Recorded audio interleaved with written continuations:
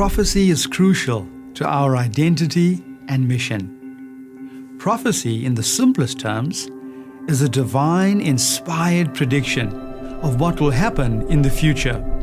It also provides an internal and external method to confirm the accuracy of God's word. Jesus said, "Now I have told you before it comes, that when it does come to pass, you may believe." The crucial question is, how do we interpret prophecy correctly?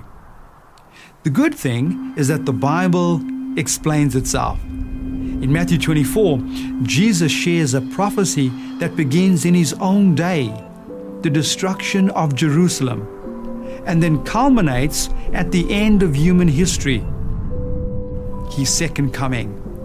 When we study prophecy, we should begin in the time it was written, see the broad sweep of the prophecy across history, and the final realization at the end of human history.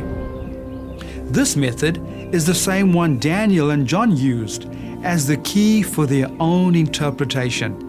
It sees prophecy as a progressive and continuous fulfillment of history, starting in the past and ending with God's eternal kingdom.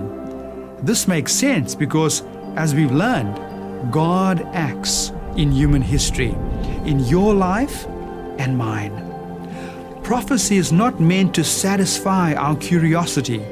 It is meant to show us fresh glimpses of God's character. The book of Daniel in the Bible is quite helpful in this regard. An ancient king, Nebuchadnezzar, has a dream of a statue with a head of gold, a chest of bronze, legs of iron, and feet of iron and clay. God then gives the interpretation of the dream.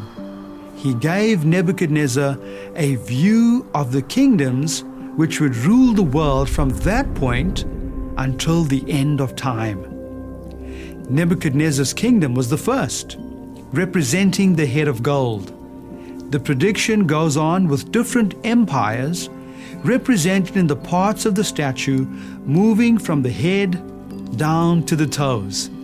Medo-Persia, Greece, Rome, and then a split empire symbolizing the beginning of modern Europe.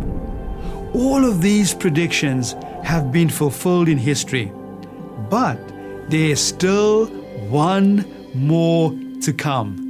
In the final scenes of the dream, it was clearly shown that God will establish his own kingdom, which will be everlasting. It'll be one of peace, not destruction, righteousness, not corruption, and love instead of tyranny. Prophecy is not meant to satisfy our curiosity. It reminds us that God is in charge.